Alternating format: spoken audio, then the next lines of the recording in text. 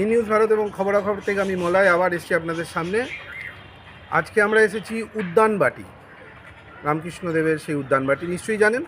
এই উদ্যানবাটিতে আমরা এসেছি এবং উদ্যানবাটির অনেক কিছুই আপনাদের সামনাসামনি আমরা দেখাবো এবং ঠাকুর কোথায় সমাধিস্থ হয়েছেন, কোথায় উনি মোক্ষ লাভ করেছেন, সবটাই আপনাদের দেখাবো। দেখতে থাকুন, সঙ্গে থাকুন ই নিউজ ভারত এবং খবরাখবর।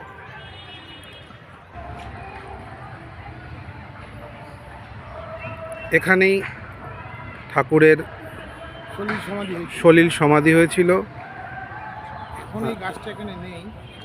এখানে একটা খেজুর গাছ ছিল, ওই খেজুর গাছও আপনাদের দেখাবো। এখানে এখন আম গাছ রয়েছে, বাকি দেখুন ফুলে ভর্তি।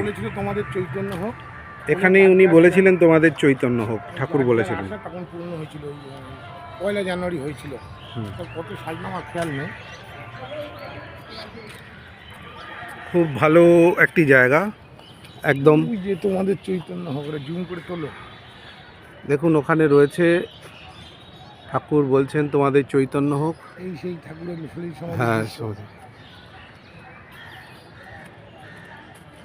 অদ্ভুত জায়গা, নীরবতা পালন চলছে, প্রায় একদম চুপচাপ। ফুলের বহু লোক এসছেন। আমরা কিছু দেখাবো, সবটাই দেখাবো। আমরা সামনে নিয়ে যাচ্ছি।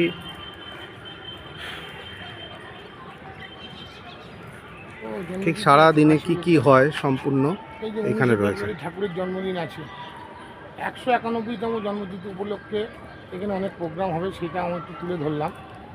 হ্যাঁ, 6 ফাল্গুন 19 ফেব্রুয়ারি ঠাকুরের জন্মদিন আছে, সেখানে 191তম জন্মতিথি ঠাকুরের।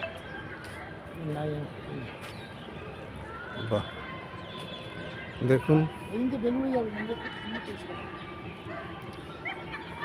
এইখানে রয়েছে আশীর্বাদ করি তোমাদের চৈতন্য হোক, এটাও আপনাদের দেখাবো। আমরা এই রুমে যাচ্ছি, আস্তে আস্তে আপনাদের দেখাবো।